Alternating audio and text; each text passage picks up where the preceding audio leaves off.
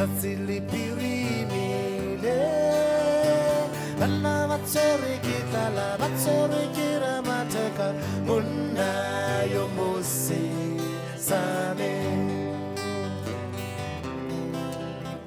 silang mabele gamang dikgomo tsatsi pirimile bana ba tshwere ke tlala ba tshwere ke ramateka monna yo mosesane beng na gagotle pele ga matlho a lena le bang fale ke khumane go fela beng na gagotle ka re le bang pele ga matlho a lena le ya re wa le godimo ka re tshegetsang ditaola tsa Afrika Borwa tsa yang palo yotlhe lui dire lisika lengwe silang mabele gamang dikgomo tsatsi pirimile bana ba tshwere ke tlala ba tshwere ke ramateka monna yo mosesane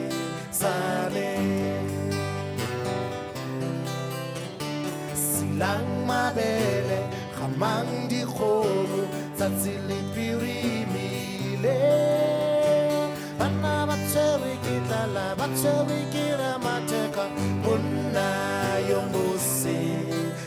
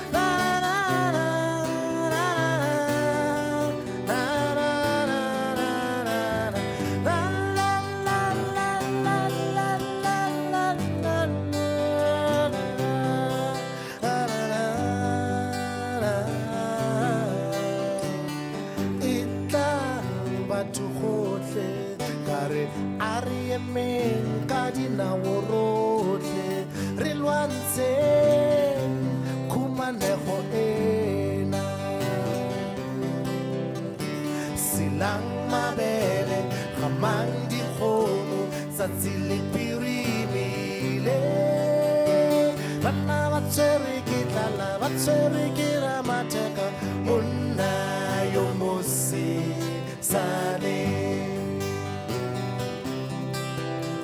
silang mabele gamang dikgomo tsatsi pirimile bana ba tshwere ke tlala ba tshwere ke ramateka monna yo mosesane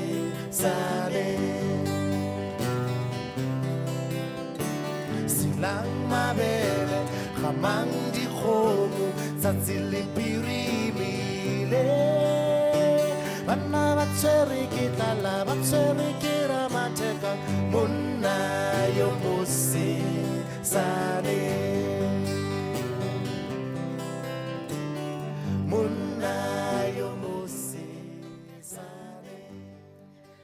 I mean, not me trying to understand the essence of this particular song by the legend himself, Vusi Mahlasela, Silang Mabele. And so I have a host of producers behind me today, my own producers, Kathy Mushlahlana's producers, as they help me understand the metaphoric meaning and the essence of this particular tune that really speaks to life and the urgency of, or how they understand it, the urgency of wrapping up the processes of life so you can get on with the process of providing. If you have a different understanding to it, please feel free to WhatsApp me because I'd love to know. Silang Mabele, Vusi Mahlasela coming through. And Vusi is going to be a part of the Guitar Convergence that's featuring Mos Mukhali as well as Billy Monama at the Standard Bank Conga stage. During the Standard Bank Joy of Jazz. You can catch them on the Conga stage and they'll be coming together, giving you a great performance as iconic guitarists. You know that we are giving you the opportunity to be at the Joy of Jazz as part of our 89th birthday celebrations this month. And all we're saying is, really just SMS me on 41391 and you SMS SAFM 89 followed by your name to our SMS line, which is 41391. You've got until the end of the month, until the 31st of August to get your entries in, and you could stand a chance of winning one set of tickets to come through. We're giving away 15 double tickets, so you could win one of those 15 and you can come through, you and a partner, and have a great time. Enjoy the Joy of Jazz on us. 4 incredible stages, a very, very, very stellar lineup this year. Every stage bringing their A game, and we'll be there alongside our sister station Radio 2000. So you don't want to miss out on that. We've got lots of show today coming your way. It's a Wednesday, so we're having some light interpersonal conversation today with our family meeting, and we're looking at long distance relationshiping. You know, if you live in the urban metros and you listen to the chats on platforms like X, you'll know people will say things like, especially when the petrol price goes up and the cost of living is hiked, people will say things on social media like, well, it's time for you to dump your Pretoria girlfriend if you live in Soweto. Because how are you going to commute those 40 kilometers every single day to go see your partner? But there are people in life who make real long distance relationships work, interprovincial, intercountry. And so we're going to have that conversation today with author of Neo and Luyanda, as well as life coach who's going to be joining us. You can be a part of it because I'd love to know if, you've been in a long distance relationship and how that has worked out for you, if it hasn't worked out, and your thoughts around that, and maybe what you perceive could be the challenges of doing long distance relationshiping. Some people have even managed to have long distance marriages that have been very successful for many, many years. So, there's a case to be made for it, I guess. And Made in SA is also coming up today. And then on the other side of 2 o'clock, we are going to be chatting to an author. Midlife in Blossom is a novel that redefines the midlife crisis narrative, and it's blending storytelling and soulful reflection. So we'll chat about that. I told you it's a Wednesday. We're taking a break from the news that plague the day, the politics and the current affairs that weigh us down, and we're just relaxing a little bit today. It's also Tourism Month, and so we are going to be having a chat around tourism and its strong focus on trade, heritage and global partnerships this year for 2025. It's just gone 1:15 o'clock on The Full Circle with myself, Bridget Masinga. This year, the Standard Bank Joy of Jazz Festival presents 3 unforgettable days deep in the art and heart of jazz. From the 26th, 27th and 28th of September, Umu Sankare, Ababemu, Jasmia Horn, Silent Law and the Noisemakers, Najbonk Trio, Michelle Ndingio Jello, Willem Siini, Gabby Mutuba, and over 50 world-class acts will be ready to welcome you and yours to 4 magnificent stages of the Sandton Convention Center. Take me there. Buy your tickets at Ticketmaster now. It is time to experience spectacular football talent from 19 African nations. East Africa is on full vibration. From Tanzania, Kenya to Uganda, the pitch personnel are hungry for continental glory. This is the Total Energies African Nations Championship 2024.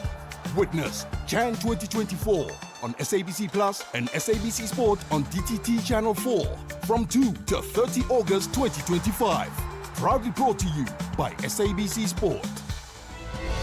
For the love of the game.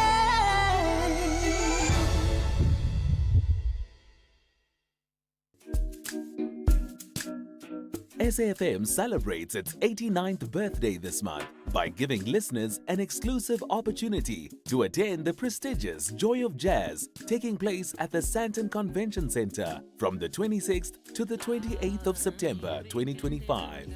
To stand a chance to win these sought-after tickets, simply SMS SAFM 89 followed by your name to 41391 and stay tuned to SAFM as we could be calling you.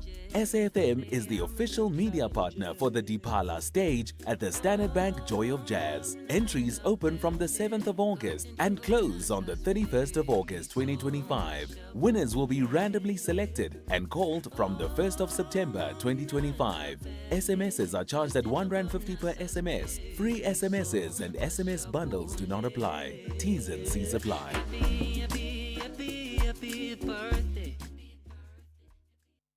The Full Circle with Bridget Masinga, Monday to Friday, 1 to 3 p.m. On Wednesdays, we like to, just decompress a little bit midweek and have a look at some interpersonal conversations and topics. And today, we want to know perhaps the secret to your successful long-distance relationship. Are you in one, and how is it working for you? Were you in one? And if it didn't work for you, why didn't it work for you? Or is it something that you actually are willing to entertain for the right person? I feel a lot of people, sort of out the gate will say, no, I can't long distance relationship. But when they meet the right person, suddenly they can long distance relationship, and maybe it's not even that stressful as you would have imagined. I'd love to know your thoughts on this. I mean, you can have a thought about it even if you've never really done it or been in a position of being in one. 086 000 2032 and 061 410 4107 is our WhatsApp line. You know what I love about conversations like this?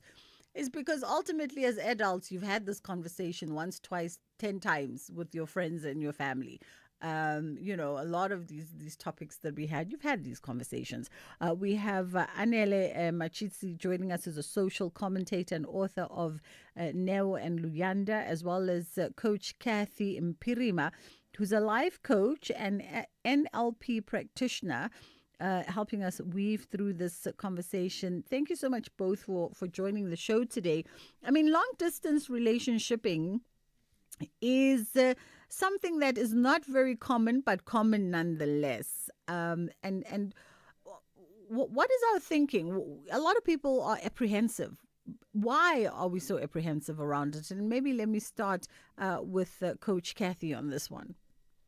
Hi, Bridget. How are you doing? I'm good. How are you? I'm doing well, thank you. I think the reason we are is because, we look at other people's experiences and we take it and say, you know what, it is not possible for me to have a relationship with somebody that I'm not close to physically and all of that, So people will be like, no, it doesn't make sense. It is costly. It is not sustainable and all of that stuff.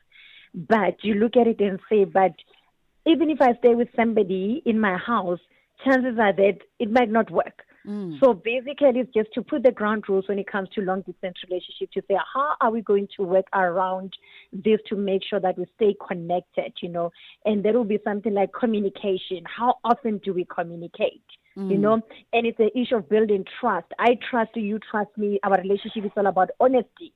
and it's all about loyalty. So I believe that even if I'm not with you, we will still be together, and how are we going to visit each other? How often are we going to see each other?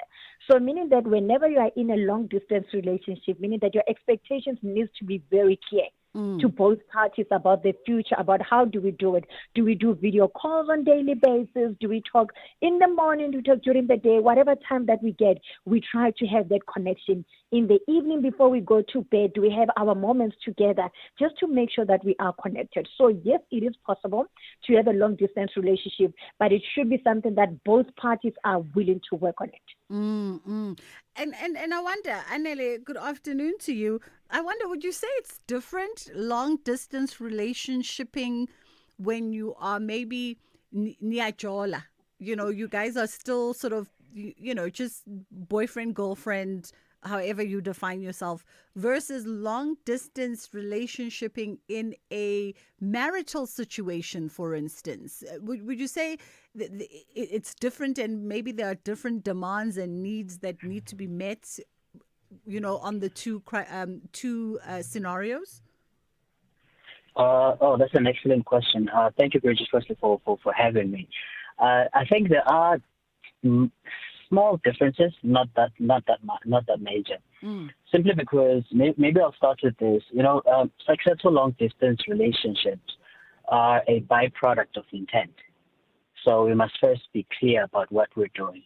So let's say, for example, if it's a dating situation, or we're not married, then we need to first define what are we doing. So are we doing mindless dating, or is it dating with intent? Because the expectations are not the same, and the realities as well are not the same. Because if we're dating with intent, then we have to the point that Coach Ketty was making, start having conversations about communication. And the reason why I was saying that there are small differences between dating, long distance dating, and marriage, and long distance marriage is that it depends on the responsibilities that the both of you carry. For example, do you have children as part of the relationship? Do you how are your careers structured, for instance? So these things play a pivotal role when it comes to the operational aspects of the relationship. But most importantly, for me, one of the things that I've learned, because I've been on both sides of long distance relationship, both sides meaning the good and the bad, and so is that one of the things that I learned is that what you want to do is you do not want to survive the long distance experience, but you want to thrive in that experience, because there's a distinction there. Because when you surviving the long distance experience, what you're actually doing is that you're building the relationship around your fears and your deficiencies. We can't physically see each other. We can't go to these X, Y, and Z places that would ideally go together, experience together. So, but when you're thriving in the relationship, in the long distance relationship, you discover that distance does not equal absence. So what that actually means is that we are still able to meet each other's fundamental, basic daily needs, that on a day-to-day, I just need to hear from you. On a day-to-day, I just need this kind. Some people need affirmation. Some people need morning messages. Some people need video calls, like what Coach Ketty was saying. And some people just want to feel seen or heard or understood.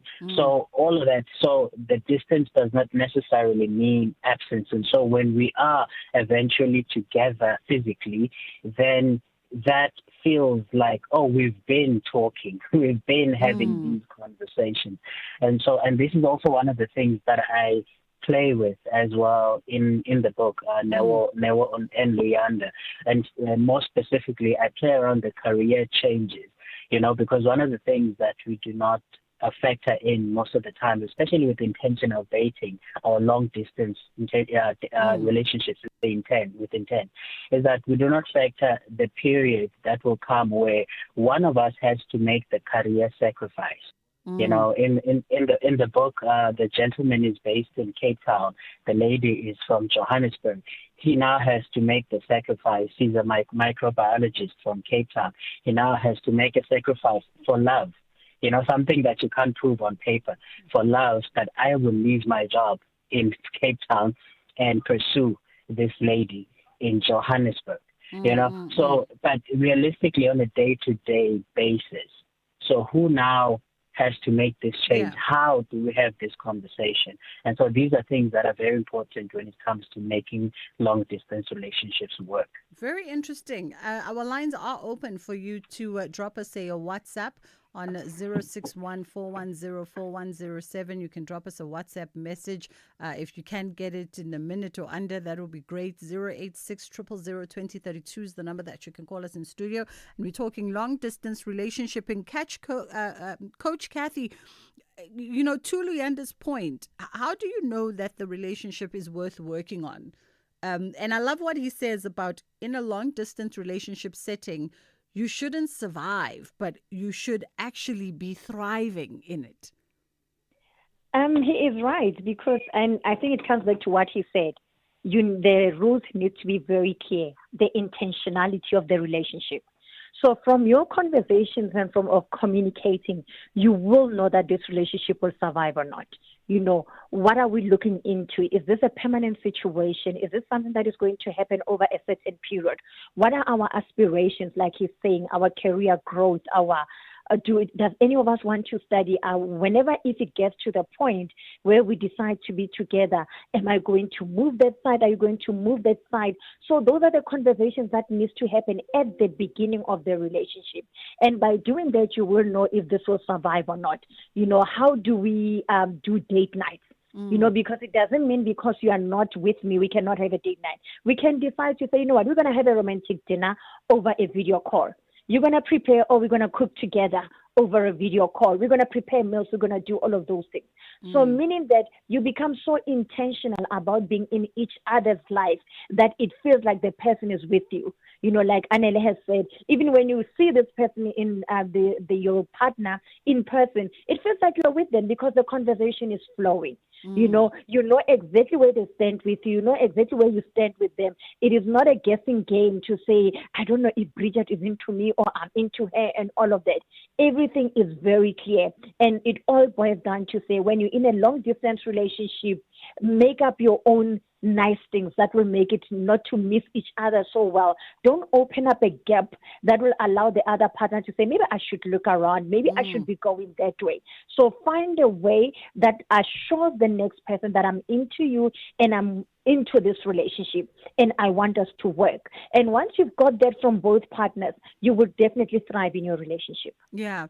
I see your WhatsApp voice notes, and we're going to get to them immediately after the news headlines. 061-410-4107 is our WhatsApp line. 086-000-2032 is the number that you can call us on. We are on Twitter as well. On X, you can find us at SAFM Radio and, of course, at Bridget Masinga. Having the conversation around long-distance relationshiping. Are you in one? Were you in one? Our guest, Anele, says he was in, and for the good and the bad. So he's seen both sides of it. We're going to take a quick pause for the headline news, and then we come back on the other side. And I can't wait to hear your thoughts on long-distance relationships.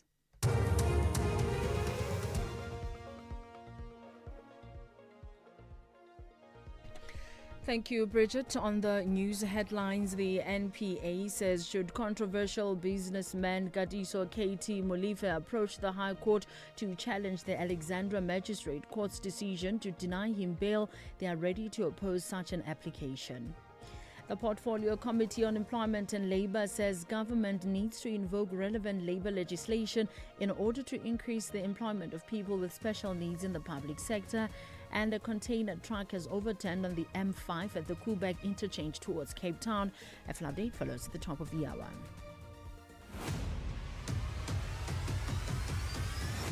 Bridget Masinga is streaming live now on Facebook, YouTube, and X at SAFM Radio. Let's have the conversation. WhatsApp voice notes on 0614 104 107. Hi, Bridget. You're speaking to Nkululeko Ntimba here. I'm listening to your topic and it resonates with me because I've always been in a long distance relationship for the longest time, and my long distance relationships for me have worked for me more than close close relationships. I'm married. My wife is in Johannesburg. I'm in KZN. We're both happy. We video call each other every day. So we don't really feel that long distance relationship, and we get to see each other once a month. So yeah, I'm happy. I see nothing wrong with long distance relationships. So yeah, that's my 2 cents worth. Thanks for a lovely show. Bye. Afternoon, sister. You know, long distance relationship sometimes is troubling because due to the cost of living, you can't share the little you have. It's better to be in one place and enjoy what you have together because you can't buy power for someone in another province. You also need to buy power for your own self. Sometimes you send them money to come over, they won't come. They spend that money on something, then off they go. They might block you, or otherwise they might just ignore your calls. Thank you. Hey, Bridget, and your guest. Bridget, there's a major difference between an institution, which is marriage, and Joel. You are joking on love affair. So, marriage needs much more physical affection, and it contributes most to the nurturing or to the development or to the growth of this institution, marriage. So, long distance relationship in terms of marriage, no, I don't go for it. I don't go for it. If I marry a person, that person should always be by my side, unless when I am on duty. During my free moment, she should be by my side so that we can develop, we can nourish this marriage of ours together. So, Jola, ya Jola. No, there's many difference between marriage and Jola. Good. After all, people, housing from Province. Housen and Bromfisher. It's always the voice that gets me with Housen and Bromfisher. Always the voice. And Housen saying that long distance for him in a marriage is a no because needs the marriage. He needs it ube velcro ngamashi right next to him. For the sense of and there's a point to it, right? Because yes, I get it that marriage and even relationships by extension where one is not married rather need nurturing. They need consistently fertilizing and plowing into them so that they can grow and work and be healthy. What I found interesting as well is the pointing out of the cost of living by our other caller, that you do essentially are running two households simultaneously in a long distance situation, and that might not be something that is feasible for most people. Kulego, I love your openness about you and your wife and the fact that long distance relationships work for you, and your wife is in Joburg and when are you in KZN, and that's how you've always had relationships long distance. And I think Anela Kulego speaks to as well is the sense that there are a lot of people who are redefining what relationships look like for them and what work for them. And we need to start being in acceptance of the fact that different strokes make for different folks. Definitely, and I was listening to the voice notes, and one of the things that just crossed my mind was that, we come into relationships with different skill sets, different tools, different expectations, and also with a different value proposition.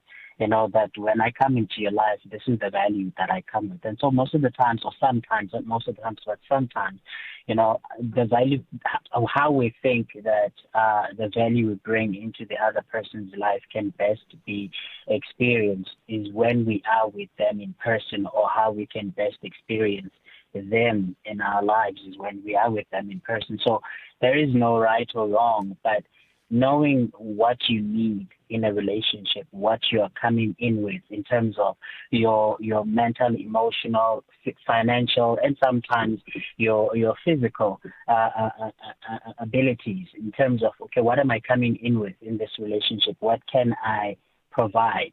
Because it's all about that. It's about serving the other person, and that's how you make the relationship work. And so that's one of the things that I picked up. The other thing as well that's very interesting as well. Sometimes when you talk about successful long distance relationships, this is one thing that often goes unspoken about, is how do we manage the moments of conflict, because it's unlike long distance relationships. Healthy long distance relationships don't experience moments of conflict, moments of difference, moments of where we just don't see eye to eye, where we just don't get along. It's not, because how we manage those moments is completely different to how we would handle it when we are together in person. When we're together in person, you can have, now I'm not talking to you, it's fine. You're not talking to me, it's okay, but we still chase each other around the house. But silence in a long distance relationship, you're not taking calls, you're not responding to messages, you're ignoring video calls.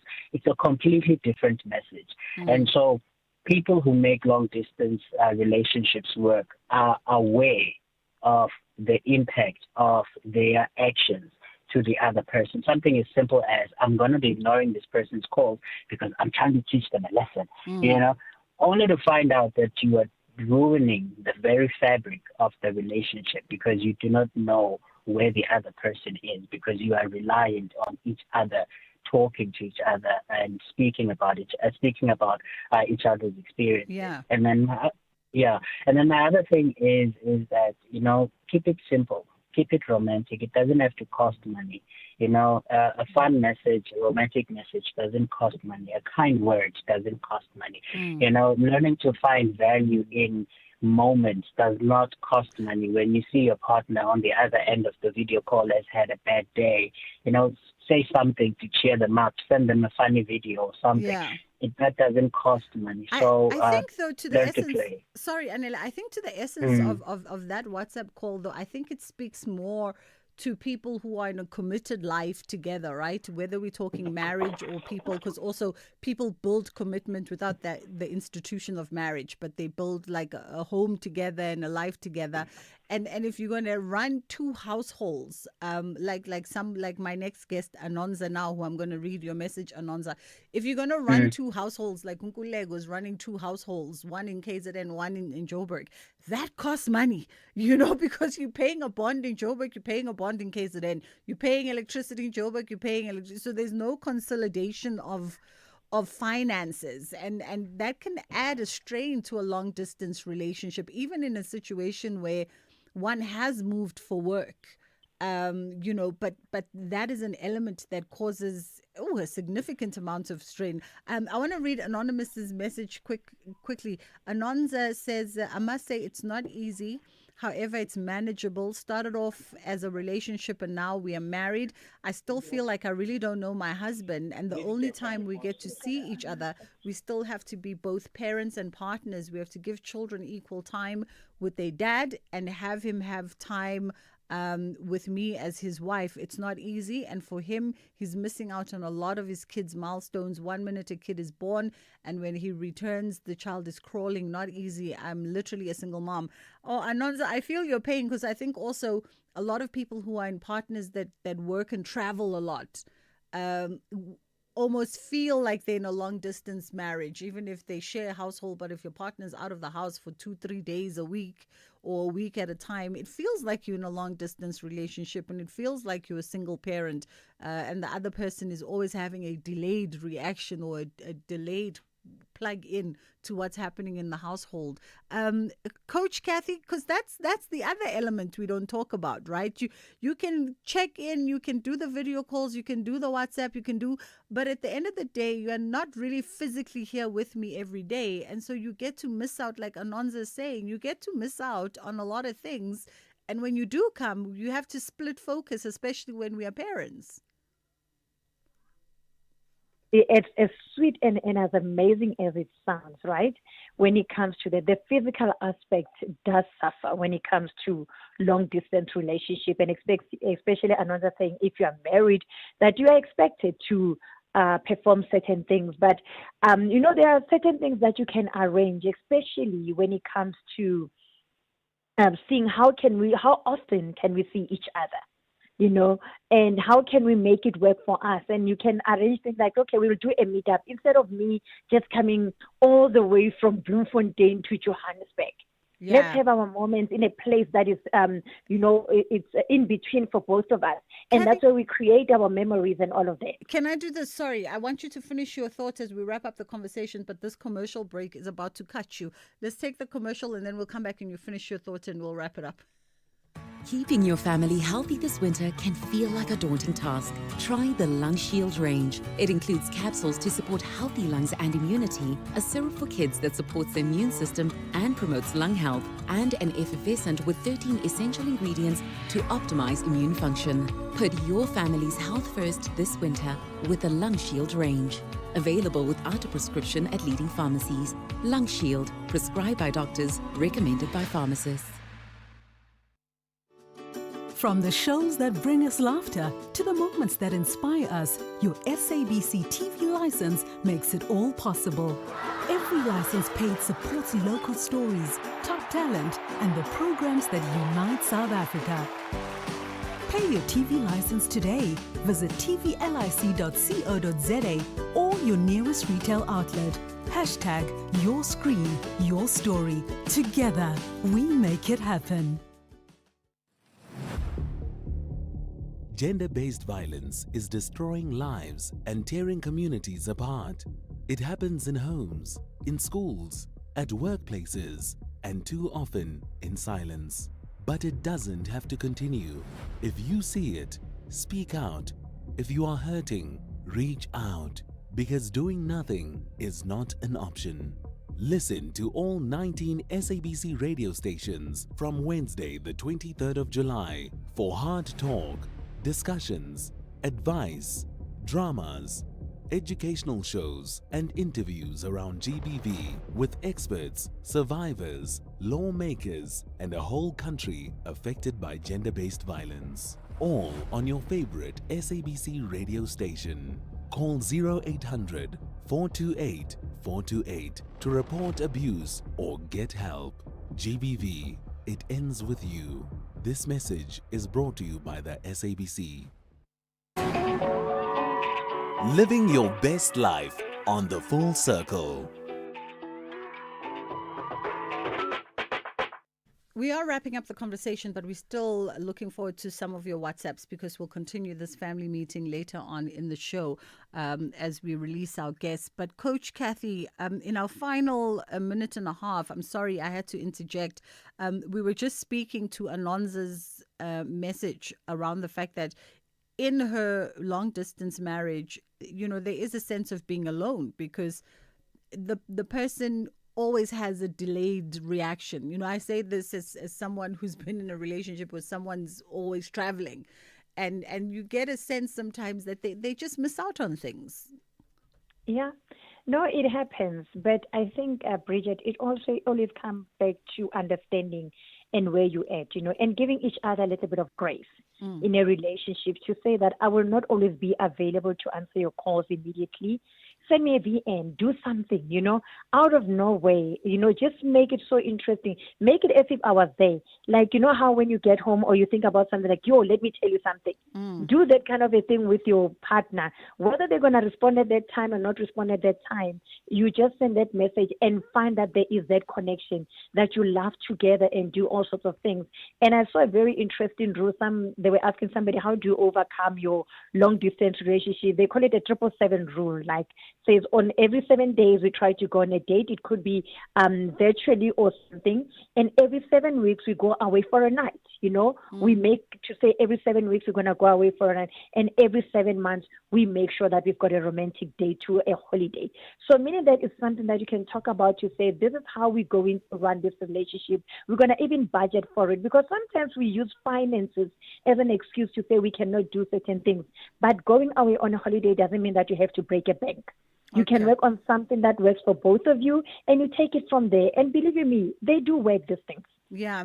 Let's leave it there. Take one more voice note, and then we'll wrap up our conversation. Alele Machisi, thank you so much for your time.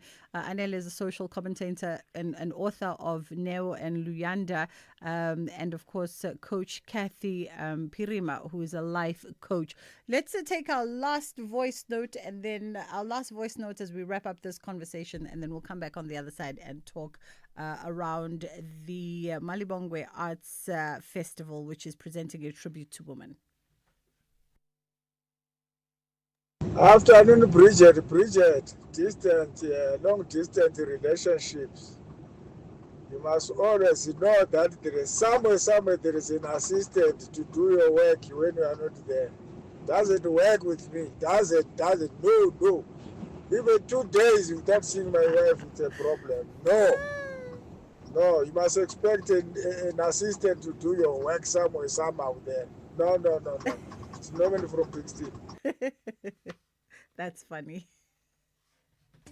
Do you know what's hiding behind the colorful packaging of unhealthy food?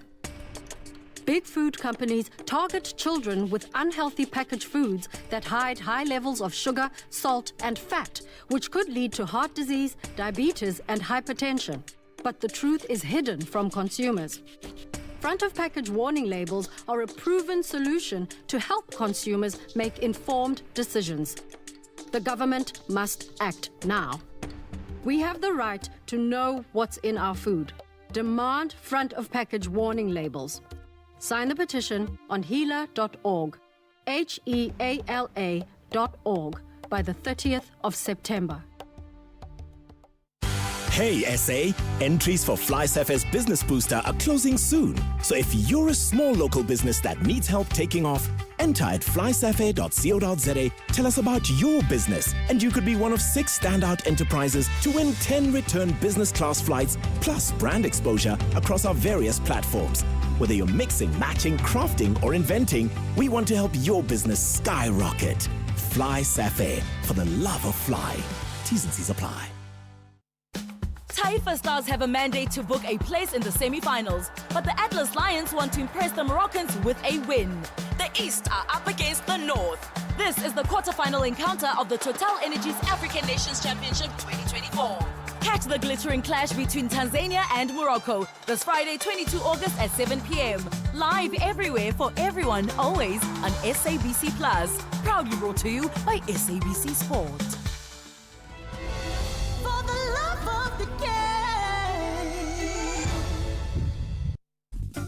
The Full Circle with Bridget Masinga, Monday to Friday, 1 to 3 p.m. All right, a quick catch up with Joe Chakela, who's the festival director for the Tribute to a Woman Festival, which is happening on Sunday the 24th. It's a full day experience from 9 a.m. until 6 p.m. Just to find out from Joe, what's on the agenda? How are you doing this afternoon? Joe?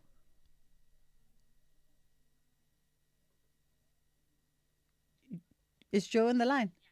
Yes, Joe? I am on the line. Can you hear me? Now I can. How are you? I'm fine, Bridget, and yourself? I'm great, thank you. Just a quick one. The Tribute to Women 2025. Tell us a little bit about the festival. It's happening on Sunday, yeah? The 24th? Yes, it's happening on Sunday, the 24th. It's going to be it's going to be a wonderful event. We have on the lineup Thandiswa Mazwai, Makati, Loiso, Eni Faku, The Soil. We also have a guest artist from the United Kingdom, Keisha White. Keisha White, okay. And we have an up-and-coming artist, Mia. So people can come in and and have fun and even see the up and coming artists that we would like to introduce to our patrons. Okay, interesting. Is this the first time that we are hosting this festival? No, we started this festival in 2018, and it has been growing and growing, and it's a big festival right now. Recently, I think last week Friday, we launched the foundation, Malibongwe Arts Festival Foundation, that is going to assist in vulnerable women in communities throughout South Africa. So that when we celebrate next year, we will be celebrating the achievement of women, but also knowing that there are problems in our country that are facing women, and the festival is assisting in resolving those problems. Yeah. The festival is set at, is it going to be at Marks Park in Emmarentia, if I'm not mistaken? Yes, it will be at Emmarentia, Marks Park. Gates open at 9, and the last performance is at 5:30. For ticketing, where do the folks go? The tickets are available online at Web Tickets and at all Pick and Pay outlets.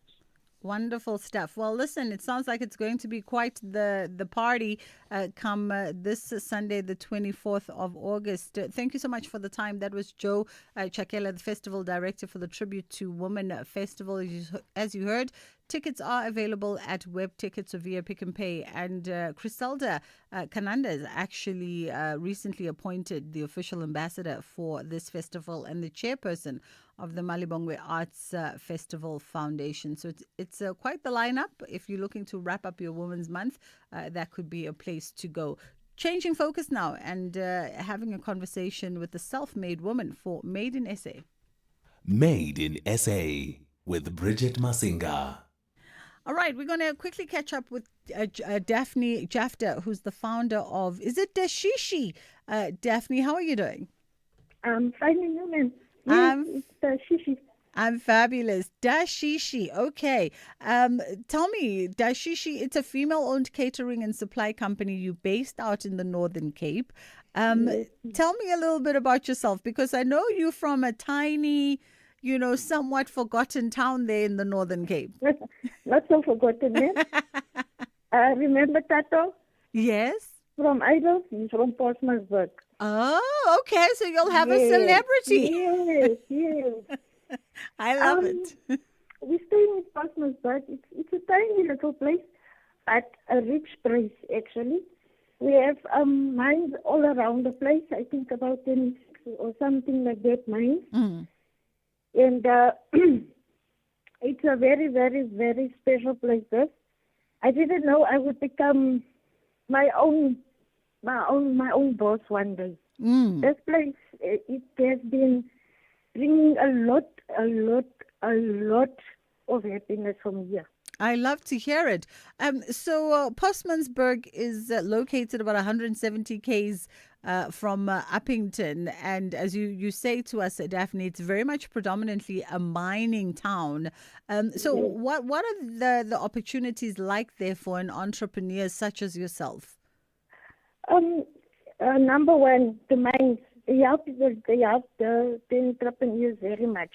Mm-hmm. So there are a lot of funding available if you just make yourself visible to them and just show them that you can take initiative to do your own thing. Yes. And like I said, it's also a nice place for you to do business, especially for women, because women in mining is first. So you've been in business now for nearly 10 years that you've been in business, and your company has grown. You also now supply poultry and red meat products to the SANDF in the area and local communities. So you've evolved from just a catering company to so much more.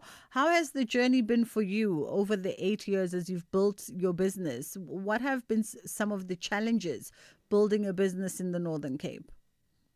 Some of the Okay, most of the time it was an exciting adventure.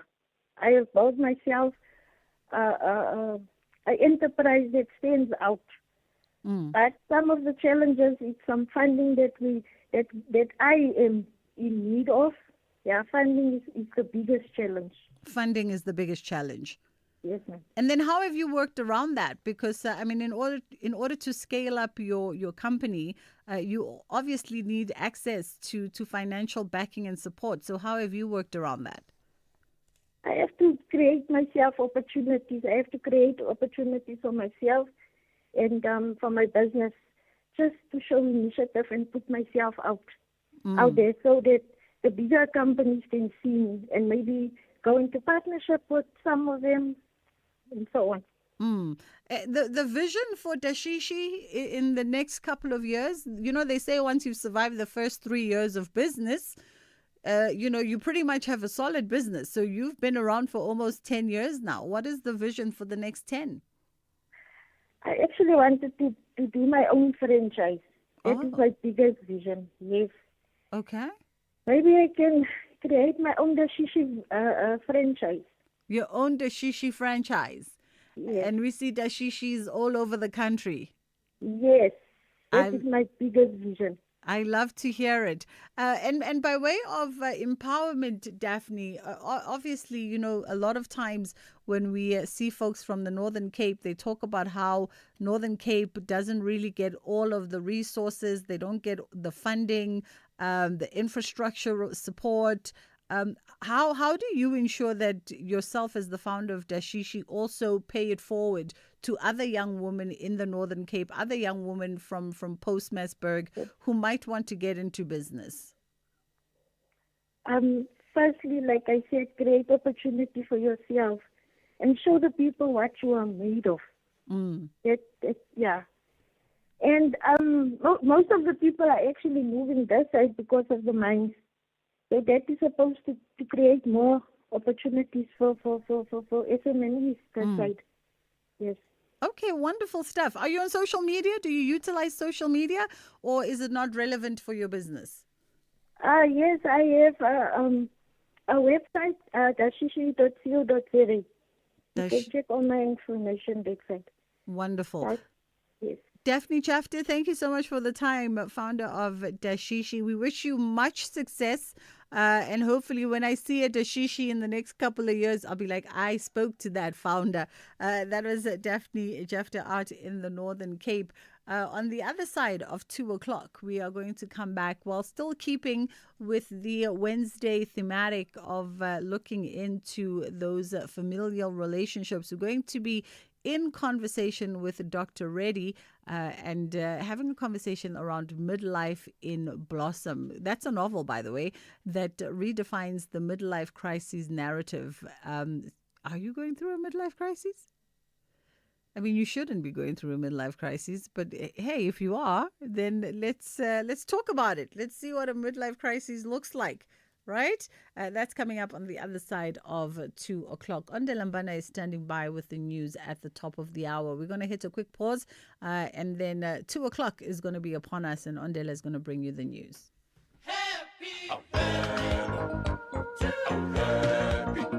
SAFM celebrates its 89th birthday this month by giving listeners an exclusive opportunity to attend the prestigious Joy of Jazz taking place at the Sandton Convention Centre from the 26th to the 28th of September 2025. To stand a chance to win these sought-after tickets, simply SMS SAFM 89 followed by your name to 41391 and stay tuned to SAFM as we could be calling you. SAFM is the official media partner for the Dipala stage at the Standard Bank Joy of Jazz. Entries open from the 7th of August and close on the 31st of August 2025. Winners will be randomly selected and called from the 1st of September 2025. SMSs are charged at R1.50 per SMS. Free SMSs and SMS bundles do not apply. T's and C's apply.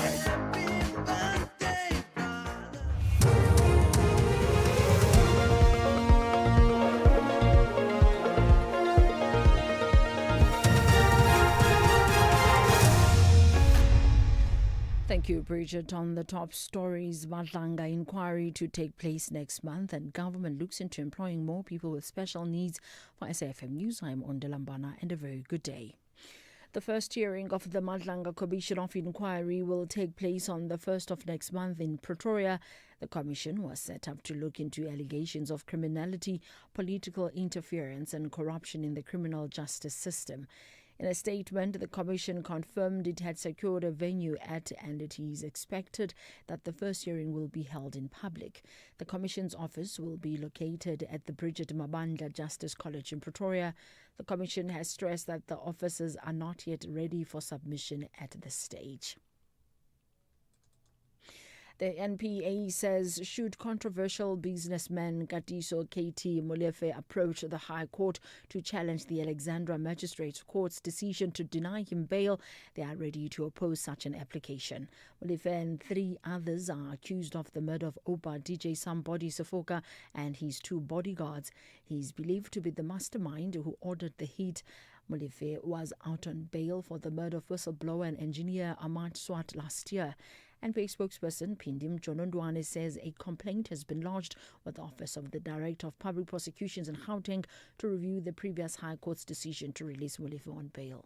We have cited in court that the accused person is a danger to society and that he knows that if convicted, he faces a lengthy imprisonment term, which is an incentive for him to evade his trial. As alluded to earlier on, that the evidence against the accused is overwhelming. We have substantiated our allegations as the prosecution in court by giving evidence of how they are linked to the alleged offences. Amongst them is WhatsApp messages between the accused 1 to 3. The Portfolio Committee on Employment and Labour says government needs to invoke relevant labour legislation in order to increase the employment of people with special needs in the public sector. The committee was reacting to a written parliamentary reply by the Minister of Women, Youth and Persons with Disabilities, Sindisiwe Chikunga. She revealed that the employment of people living with disabilities in government is still low compared to the private sector.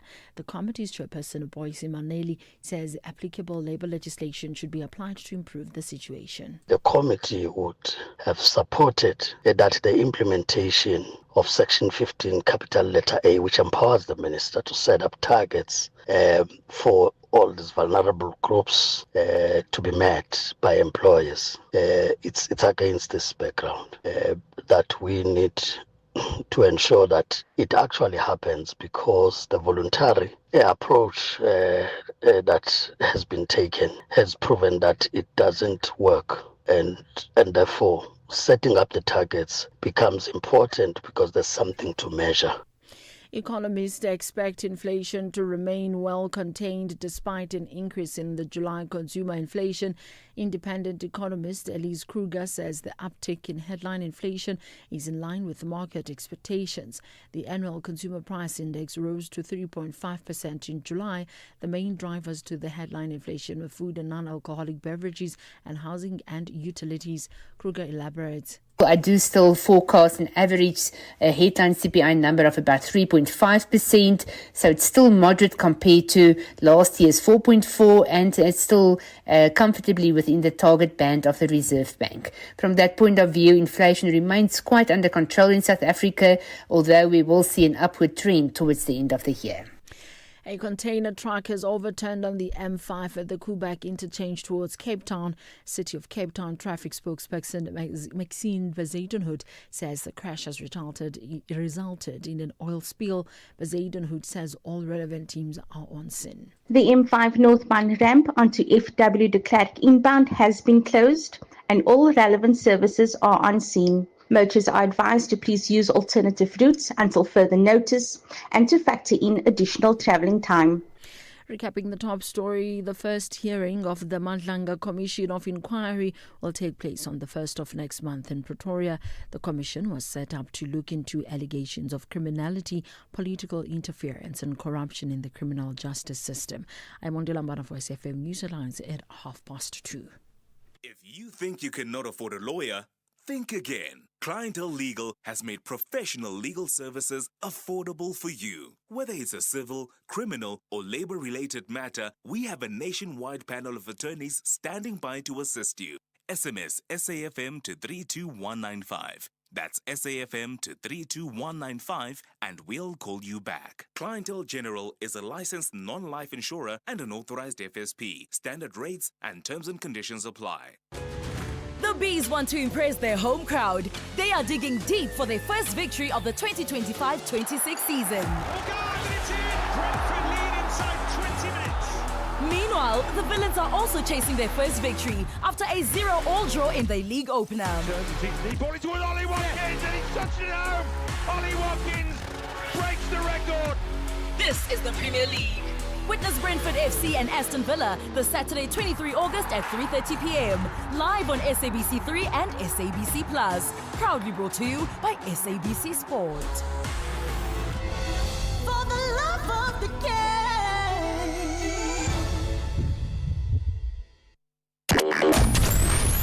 Here, there, and everywhere.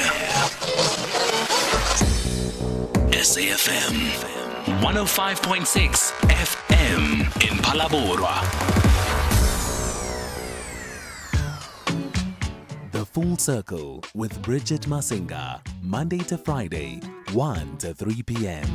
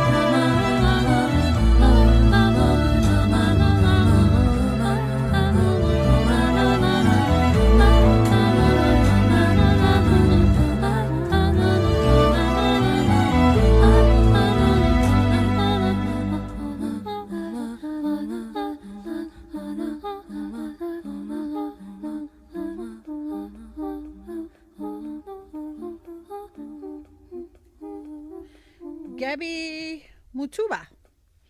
The Disruption of the Black Child is the name of this melodic tune right here. I hope you enjoyed it, actually. It's a bit of a different change for us on the show, right?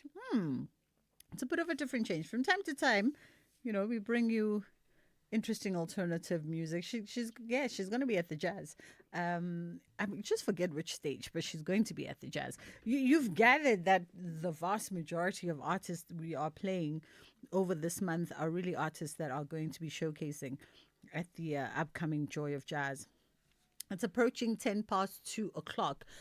We want to have a conversation with Dr. Reddy around midlife crises.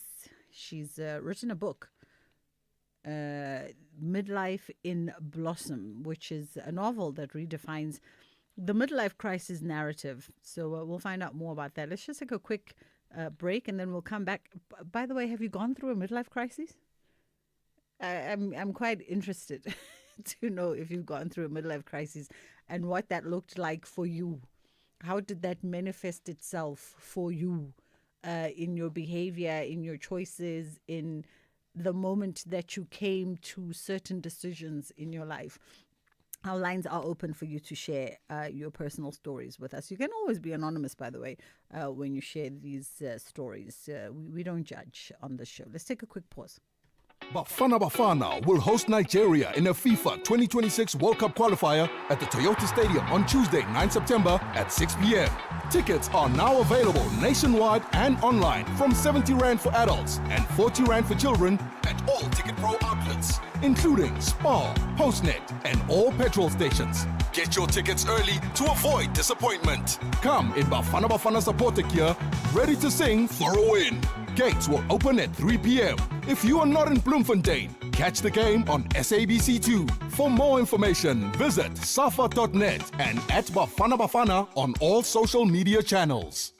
If you think you cannot afford a lawyer, think again. Clientele Legal has made professional legal services affordable for you. Whether it's a civil, criminal, or labor-related matter, we have a nationwide panel of attorneys standing by to assist you. SMS SAFM to 32195. That's SAFM to 32195 and we'll call you back. Clientele General is a licensed non-life insurer and an authorized FSP. Standard rates and terms and conditions apply.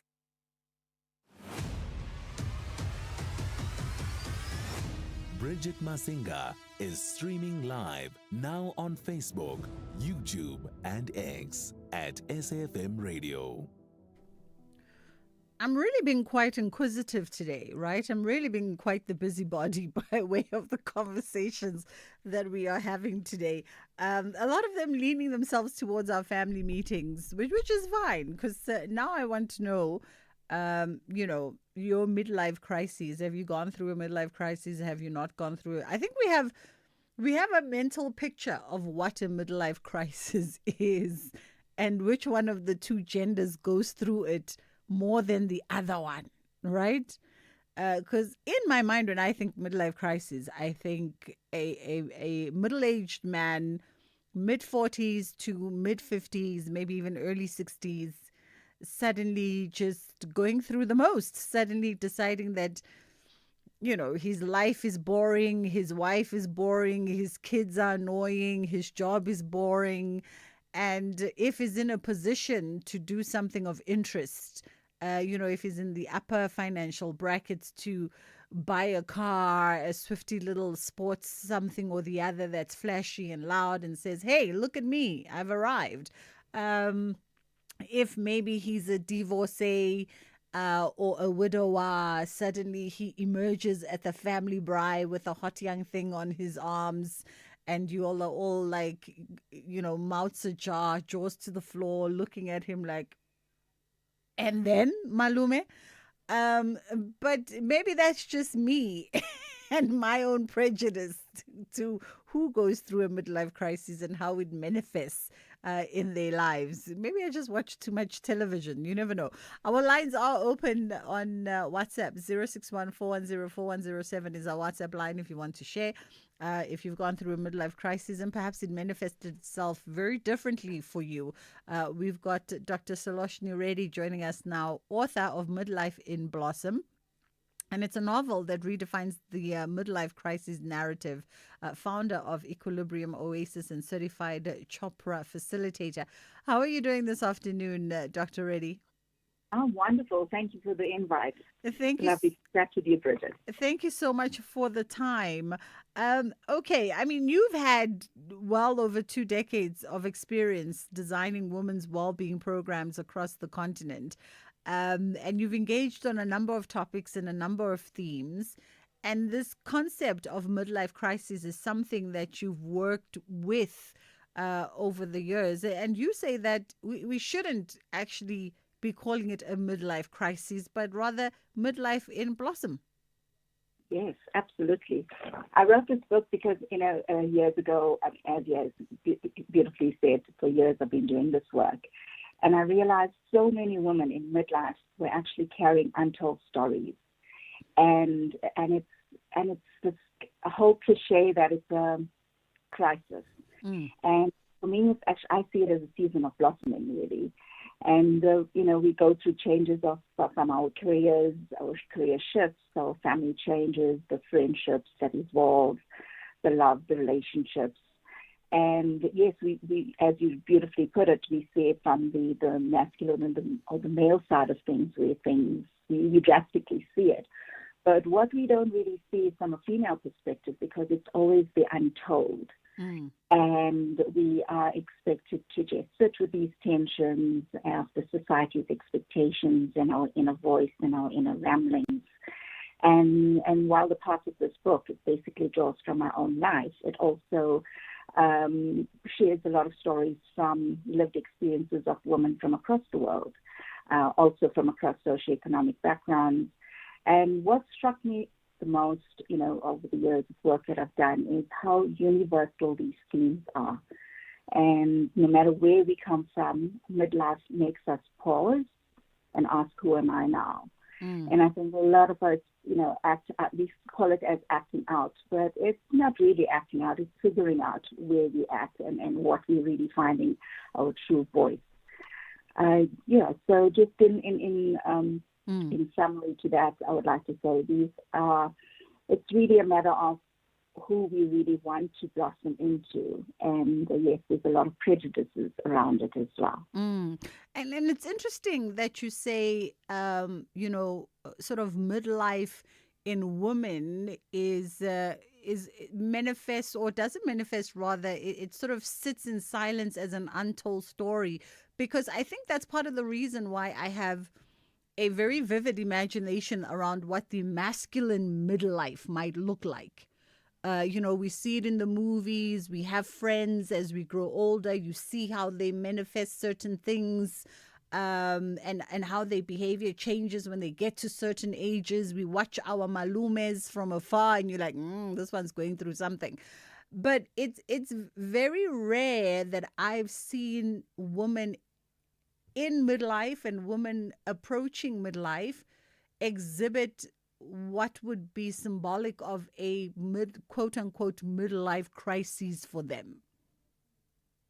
Yeah, absolutely. We don't see it. It's because we're sitting with these untold stories. And, no matter wherever we go, we always find the women always are not as vocal around this. And I think, over the last 5 to 10 years, we're starting to vocalize this.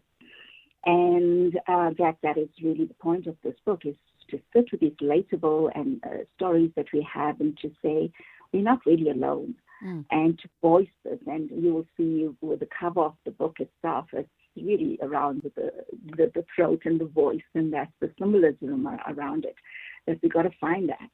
And when we start to see it that way, we still early days in finding what that real narrative is about. And coming to peace with it.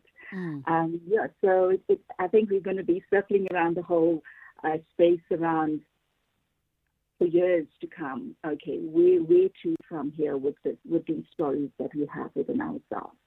But a big part of it is to know that we're not alone in this, and it's a common thread that weaves us all together. No matter wherever you are in the world. Yeah.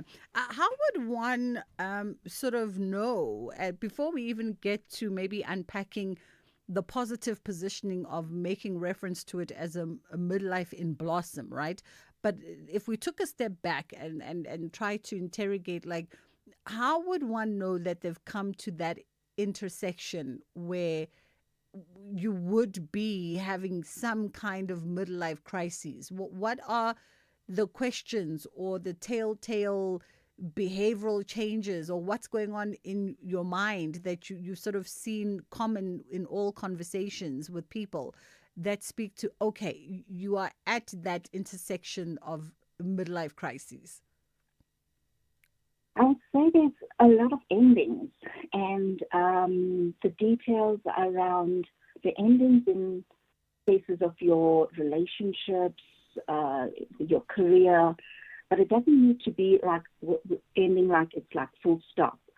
It's the ending of how you are connected to it. So there's that bridge of that disconnect that comes into it. So you don't feel connected to what really fulfilled you before. I think that's the first part of it, when that disconnect resonates. And then I would say that's an ending of something that you are really not connecting to any longer. I think that's where it fits well with me.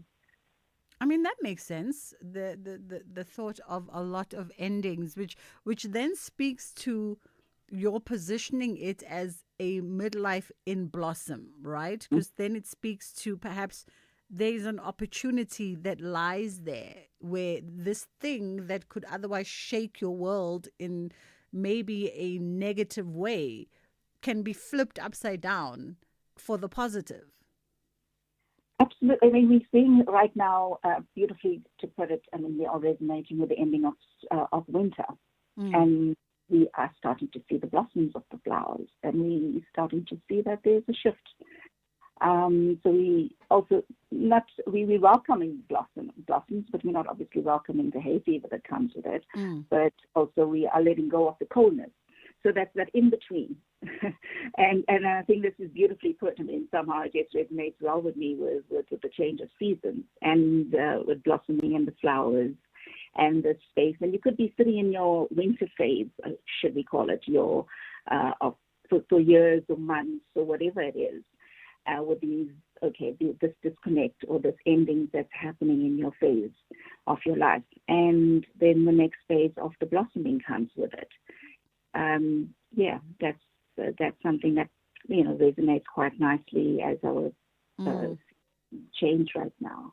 I just smiled when you used the analogy around the change of seasons, because one of my favorite things about living in this city is the fact that winter really winters in the environment of the former Transvaal, in that the trees really do die. Like the leaves fall, everything goes green, the bark gets crusty. There's a real physical, tangible transition that you see happening in the environment around you.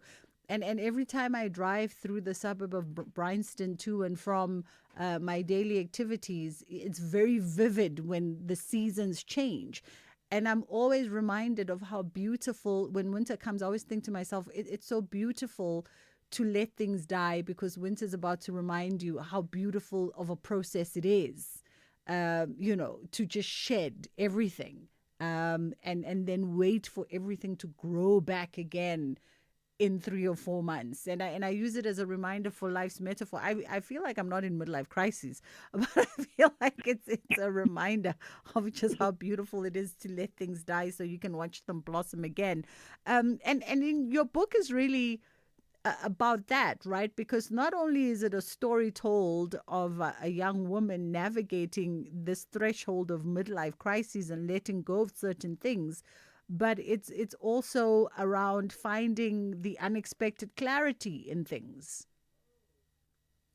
Yes, the clarity, and when we start to find clarity, we start to find our own healing. And when we start to find our own healing, we then have to make choices for what we want to really manifest. And I see that you're very strong into the whole manifestation. And we can't really manifest when we don't have clarity.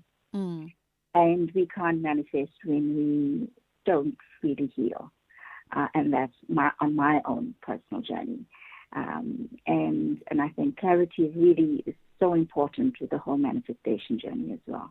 And does that speak maybe also to how we do in real life, how we do midlife crises, shifting that perspective to say it is an opportunity for you to ask the questions that give you clarity, that give you healing, so that in the next chapter that you go into, perhaps you enter it a little different versus maybe putting a Band-Aid on it and, buying the car, the flashy car, buying all these loud, distracting things to mask the fact that you've come to this point where you need to be sitting down with yourself to ask yourself pertinent questions about what happens next, where to next, what have we learned.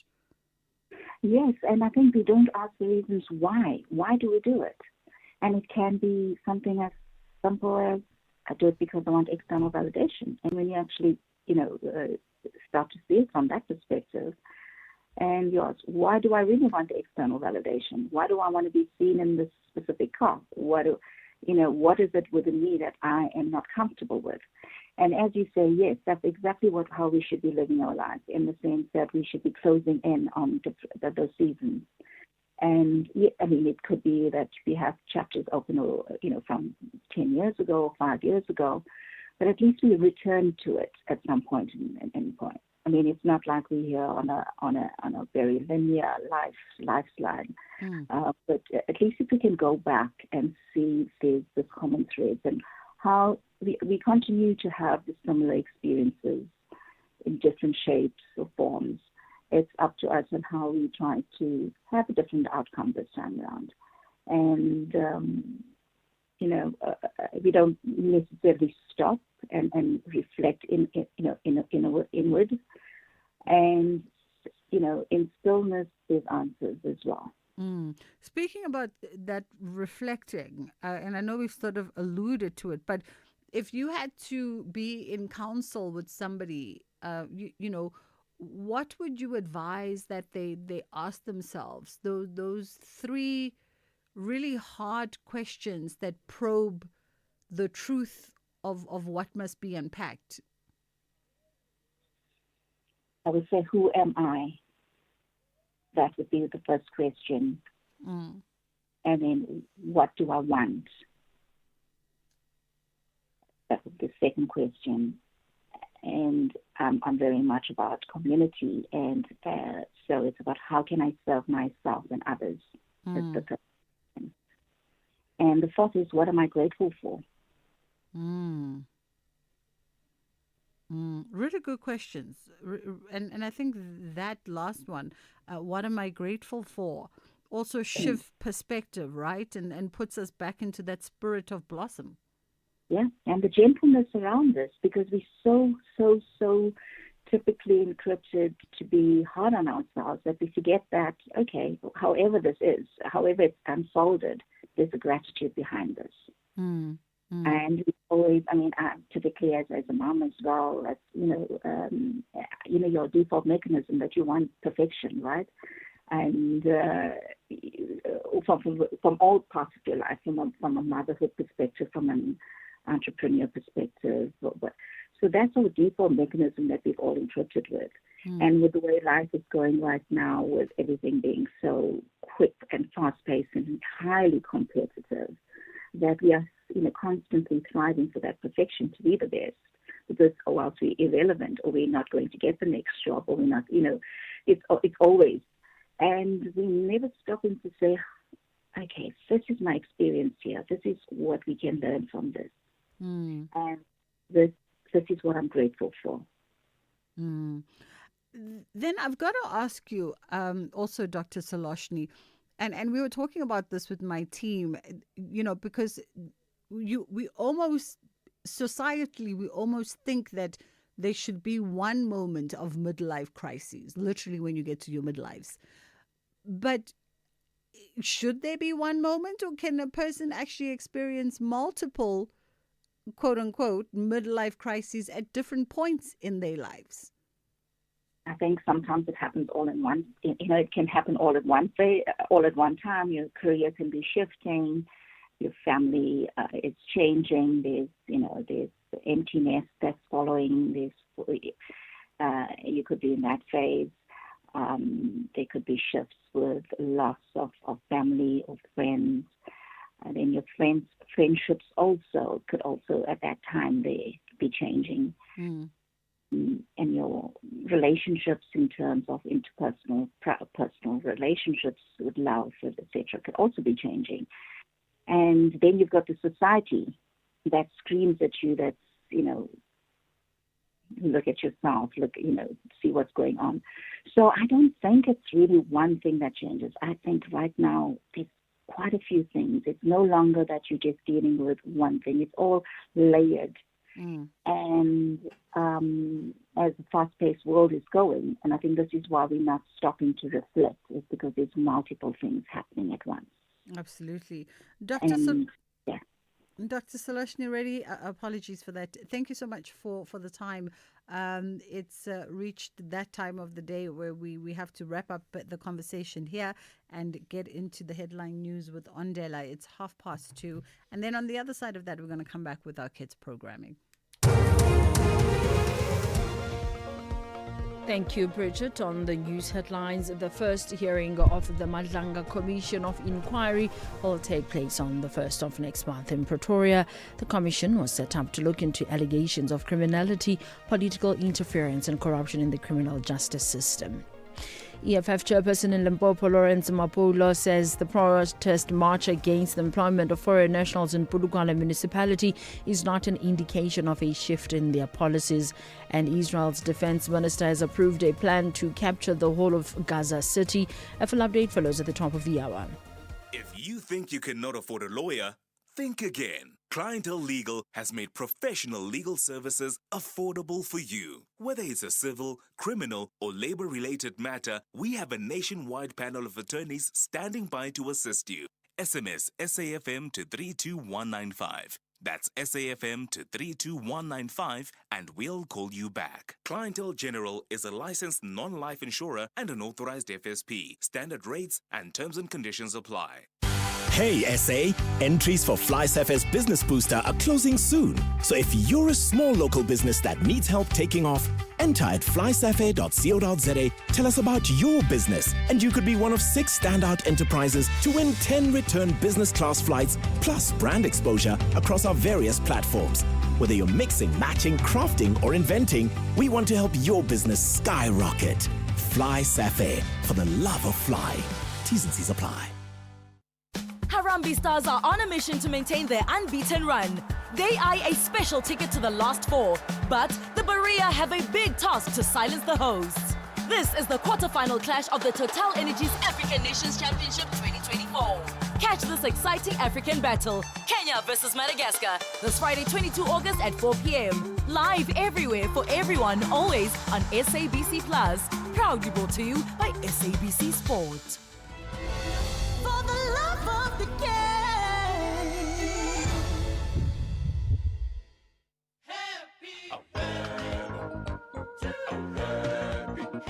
SAFM celebrates its 89th birthday this month by giving listeners an exclusive opportunity to attend the prestigious Joy of Jazz taking place at the Sandton Convention Center from the 26th to the 28th of September 2025. To stand a chance to win these sought-after tickets, simply SMS SAFM 89 followed by your name to 41391 and stay tuned to SAFM as we could be calling you. SAFM is the official media partner for the Dipala stage at the Standard Bank Joy of Jazz. Entries open from the 7th of August and close on the 31st of August 2025. Winners will be randomly selected and called from the 1st of September 2025.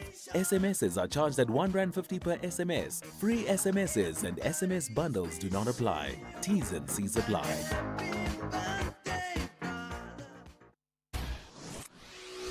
SAFM. Prime time all day long. This program is brought to you by SABC Education. Enriching minds, enriching lives.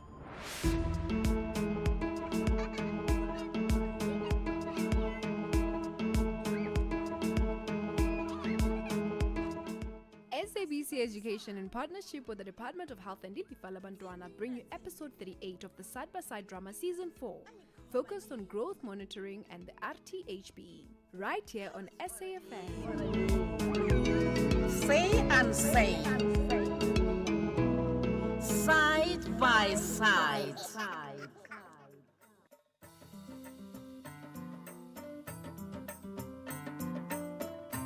Singama Africa Kenya you Tina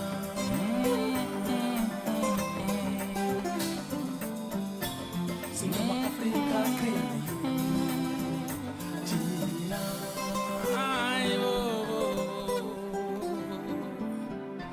Singama Africa Kenya you Tina.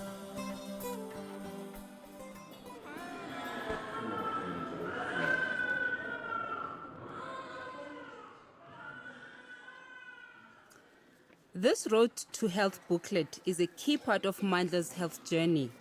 It's yours to keep safe and bring it with him every clinic visit. I see. There's a lot of information here. Who's responsible for keeping it updated? I think it would be me. That's right, Imange. It's your responsibility as a parent. But we're here to help you fill it out. It records immunizations, growth, and much more. So every time we come, you'll check Mandla's growth and update it here, right? Yes, exactly, Imange. We'll track his weight, his height, and even head circumferences to ensure he's growing well. What happens if I lose this booklet? If that happens, come back to us. We'll issue a new one. But please try and keep it safe. It is a very important booklet. Okay. Okay. And these immunizations, they're really necessary, right? Yes, absolutely. They are very important in preventing serious diseases. Make sure Mandla gets each one on time. There's also a section on feeding and child development too. I love your questions, yes. It's full of advice. Now go check on page 10 to 13. It guides you on nutrition, on the health, and the developmental milestones. Oh, okay. Yeah. And this chart with all the lines, what does that mean? Well, that's the weight for the age chart. After I weigh Mandla, I'll plot it on the chart. It helps us visualize his growth pattern. Oh, okay. So we can see if he's gaining weight properly, right? Yeah, Oh, yes. okay. And a steady growth line is good, Imangi. If it flattens or dips, it's a sign that he might not be getting enough nutrients or could be ill. That's when we need to act fast. Wow, I've learned a lot and I'm not even in school. Inside the bag.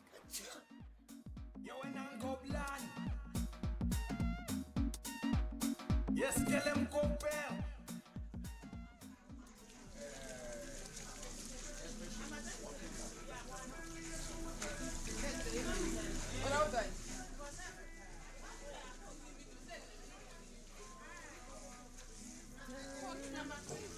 Beam.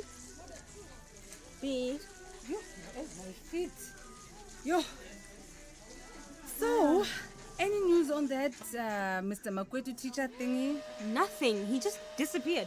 Yo, good riddance. Yeah. Whether he's in jail or missing, as long as he doesn't set his foot here, yo, I can sleep better, Kona Manj. Exactly. Oh. Oh, Kola darling. And who might this beauty little girl be? Oh, look how big she is. Yes, she's grown up fast. Tabitha, say hi to everyone. Hi, Tavisa. Aren't you just adorable? We've just come from the clinic, and she's doing great, according to the RTHB. Oh, but you know about the RTHB? Tell us more. Okay, so look here. Okay. There are 3 different charts between page 14 to 19. Each one tells us something about how Tabisa's growth is coming along. Okay. You seem to know a lot, hey? Not really. Today was my first time I took Tabisa to the clinic. Her mom is working away and her grandmother is visiting family. So Tabisa is staying with me for today. So what's the deal with these chats, Ntonton? What? Well, the first one tracks her weight against her age, and it's like a snapshot of how well she's picking up and the pounds as she grows. Oh, okay. Okay. Yeah. Yeah. And one day she'll have muscles like daddy, huh? That's important, but what about her height? Well, that's where the second chart comes in. On page 17, it shows if she's stretching out at the right pace. No hair accessories or shoes to get in the way of an accurate measure. Oh, and the third one? Oh, that one's about balance. Just making sure if she's got the right weight for her height. It's all about proportion, you know, the stuff. You seem to be enjoying this, Bola. Well, it's almost like tracking my muscles growth at the gym. I love this stuff. You know. Yo, wait, and this part? Oh, that's the MUAC. Every 3 months, they check if she's getting enough to eat. And let me tell you, this girl can eat. Yo. Wait. What's this, the MUAC? Oh, it's the mid-upper arm circumference. They measure to assess the nutritional status of children. Oh. You know? Oh, they measure everything, eh? Yeah. They also measure if her head to make sure. They also measure her head to make sure she's got enough room for growth. No, it's all in the booklet. Every parent should know this stuff. Well, okay, well, I became a parent a very long time ago, like, yo, I don't want to know. Your daddy's getting good at this, isn't he, Clarissa? Oh, I know.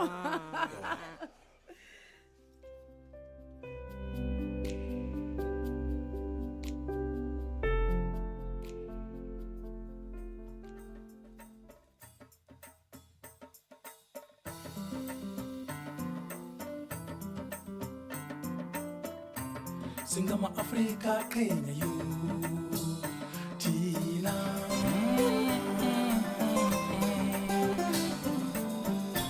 Singama Africa, Kenya, you, Tina.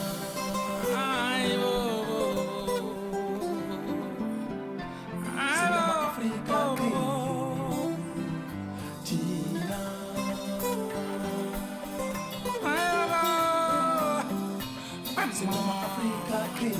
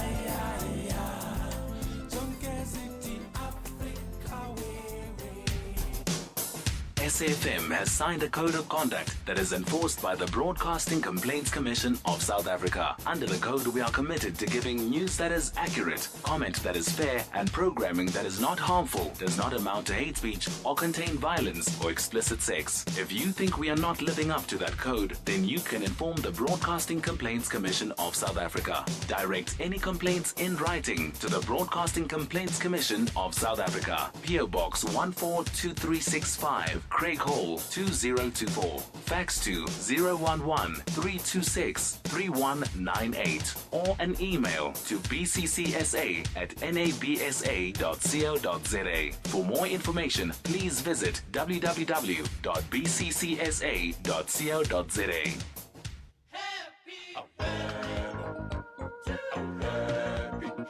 SAFM celebrates its 89th birthday this month by giving listeners an exclusive opportunity to attend the prestigious Joy of Jazz taking place at the Sandton Convention Center from the 26th to the 28th of September 2025.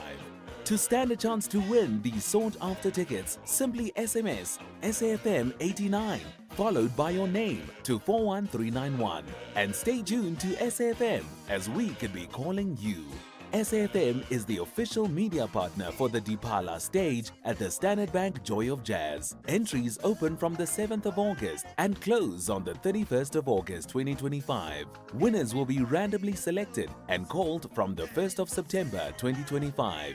SMSs are charged at R1.50 per SMS. Free SMSs and SMS bundles do not apply. T's and C's apply.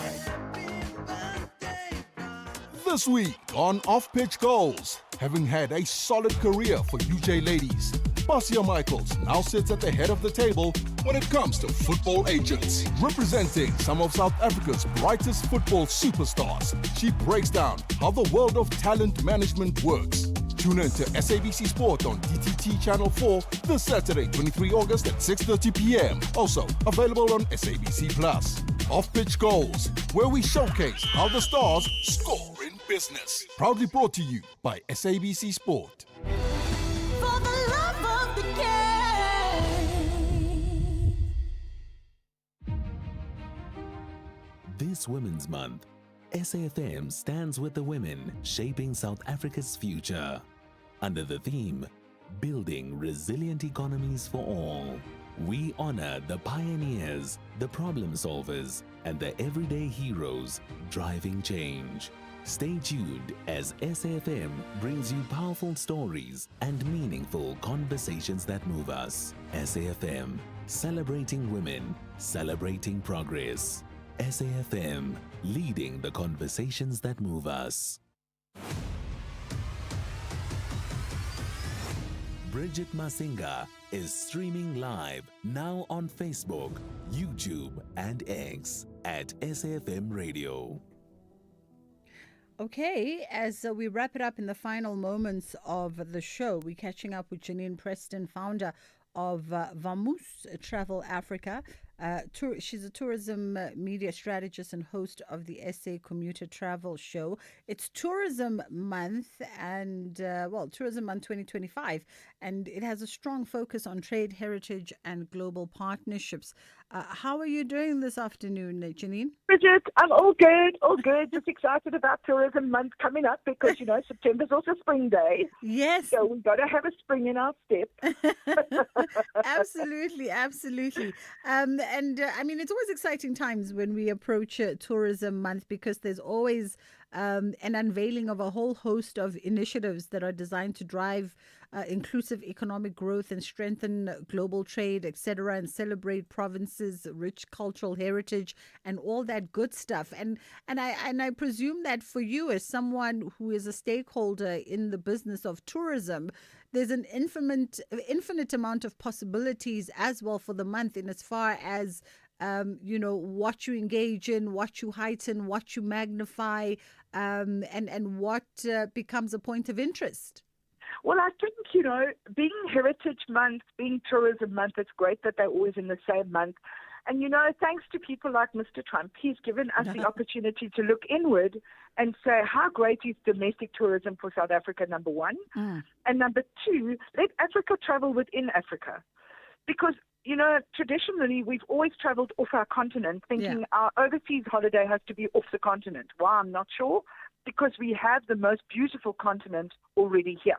We don't have to leave our continent. So it's really great to see the growth of small operators and small people within the marketing sector and the entrepreneurial sector that we're now growing, because Women's Month, of course, is in August. Yeah. We also promote women in the tourism because we are nurturers. So when our visitors arrive, we nurture them, we love them, we want them. So as women, we are more welcoming. So we try to give women a better perspective. So, for instance, one of our initiatives is to connect with the Embassy's Business Fair and Conference, where we nurture the woman entrepreneur, where we try and teach them about tech and how important is tech to your business. But it doesn't take your business over. Don't be scared of AI. Use it to improve your business. Those are things that we want to really encourage women. Initiatives like, when people come and visit, they're glued to their phones because they want to capture everything for heaven knows when.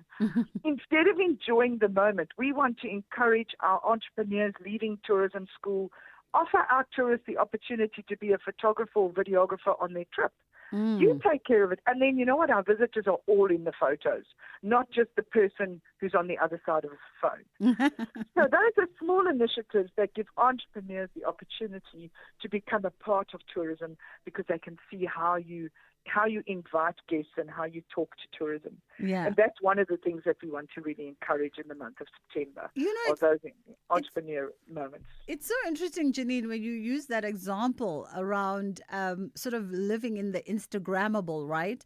And how people can incorporate that into their business. I mean, I think about how we travel, people that are sort of will occupy certain spaces, and one of the first things that we'll think about is, is there somebody there to document, because you can't always travel with your photographer, but you want to document the moment and the experience and where you're staying and the activities. And so many of these, even 5-star, I safari a lot. So many of these 5-star safari places I go to, when you ask them, do you have somebody who knows how to work a camera or someone who can shoot reels? They're oftentimes like, oh, no, I don't. And I think in 2025, it should be a consideration that you have someone. I mean, and it grows those people in that environment. It doesn't mean to say you have to take the guy from Johannesburg to Port Elizabeth. Yes. In Port Elizabeth, you can invite the local guy who's possibly in training to be a safari guide. He doesn't have to know the animals. He just needs to know that include the lion in the photo, because it's very important that the guest, and perhaps there's somebody at home who knows how to do design work because he's worked on Canva, and he creates a book around it. So there's 2 jobs. And maybe there's somebody who's able to post it on their social media. There's 3 jobs. And suddenly you are encouraging our tourism to become about entrepreneurship, about how can I help the incoming, and can we be the first country to offer all of those things, because we have the people who love to have visitors. And that's so important. Absolutely. Now, you also are lending your expertise in platforms, as you mentioned, like the Embassy's Business Fair and Conference, and we were chatting to them last week. And there's some real opportunity here for those in the tourism business, right, to exploit, considering what you've also just said about encouraging in Africa travel. Absolutely, and for the embassy, the embassy's business fair and conference, one of the things I'm speaking about as a speaker is tech in tourism. So we want to talk about how WhatsApp can help you. We all use WhatsApp, but instead of having we're going to teach you how to actually use WhatsApp to be able to answer questions people ask all the time. And you don't need to be a tech head. You can get somebody again who's trained and who can come in and show you and set it all up for you. So all you have to do is press a button. I mean, we've got our hosted bios that we're working with them as well. We've invited people to travel around our beautiful country, because I said to them, you can't see our country in one day. I mean, you can't even see us in 1 week. You can't see us in 1 month. You have to come back constantly. You have to come back to see the Eastern Cape. You have to come back to see the Western Cape. You have to come back to see the Karoo. And you know what? Our country is made up of more than just Cape Town. So there's so much more to our beautiful country. We've got the Limpopo. We've got the Bladder River Canyon. We've got the Karoo. We've got such beautiful, and of course our fabulous people who just encourage and are welcoming, because we're one of the most welcoming nations, especially second to Africa. We're the first. Because when you arrive, we can't wait to welcome you. And I think that's our nature. That's South Africa.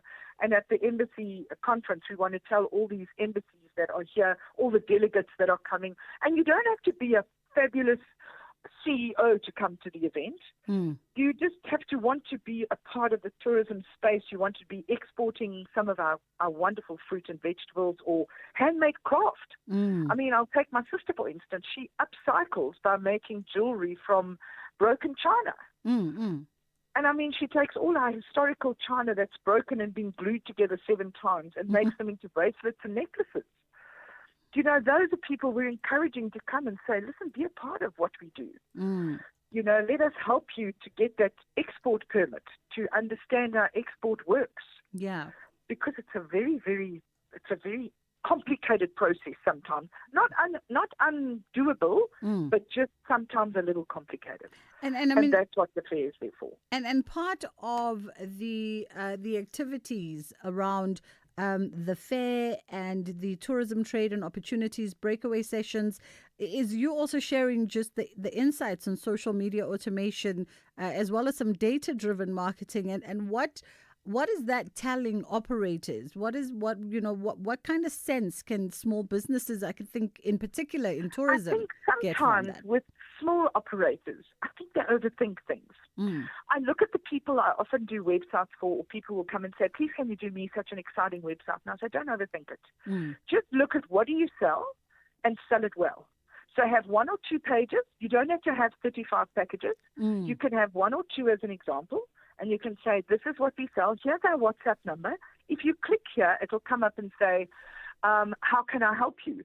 It can also increase your database because every time somebody says, hello, I need some help, you have another person on your database. So it's reaching people through different mechanisms, belonging to groups, associations such as the Skull Association. They are always encouraging small entrepreneurs, networking, and use that because, again, it's database-driven. Databases is like oil. Once you've got we've got a database of about 2 million people. And out of that database, we can extract things like, do you want to send to people who do things in Johannesburg? And we can extract that because we've spent years gathering that data.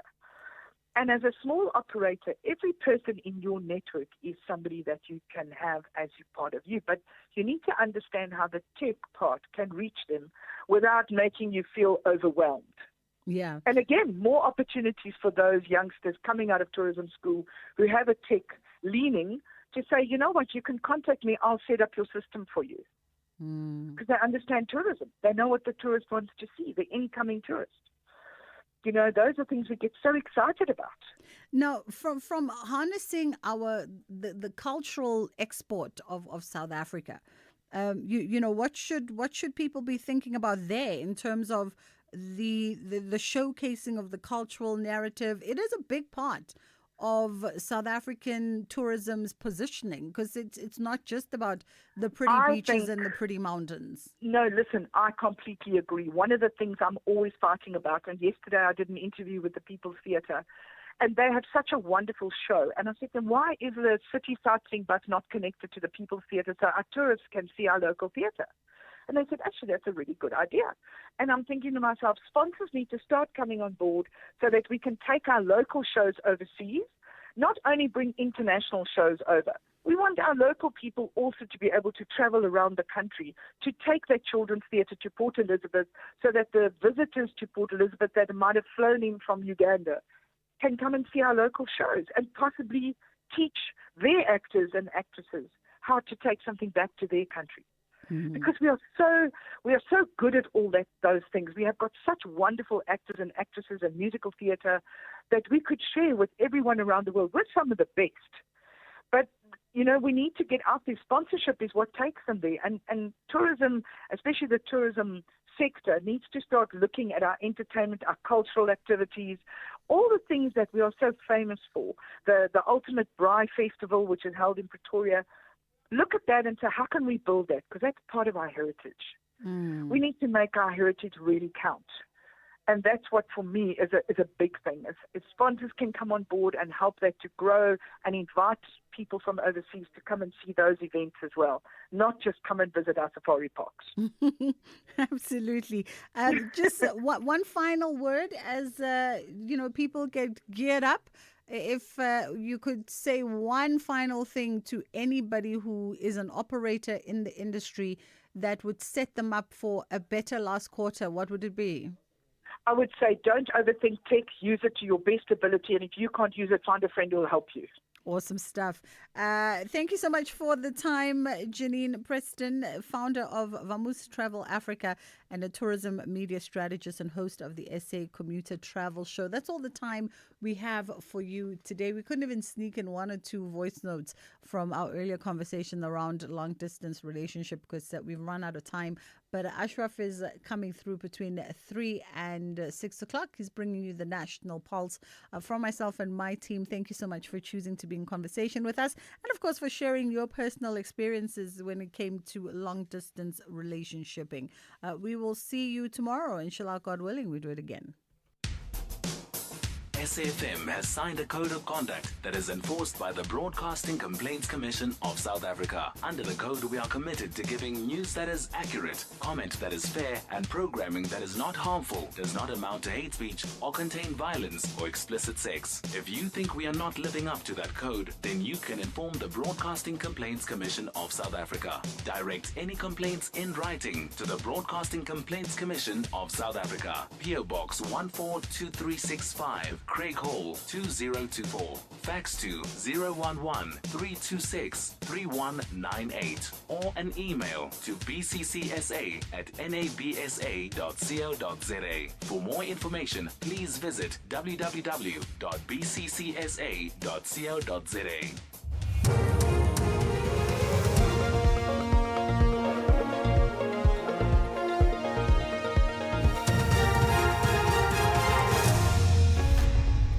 Thank you, Bridget, and the team on the top stories. Party committee reacts to party funding amendment, and Israel approves plans to capture Gaza City. For SAFM News, I am Ondelambana, and a very good afternoon.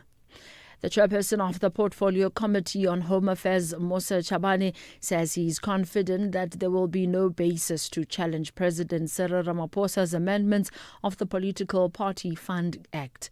Ramaphosa assented to doubling the upper limit of donations to political parties from 15 million rand to 30 million rand. The threshold for disclosure of donations is up from 100 to 200,000 rand. This follows Parliament's passing of the regulations in May this year.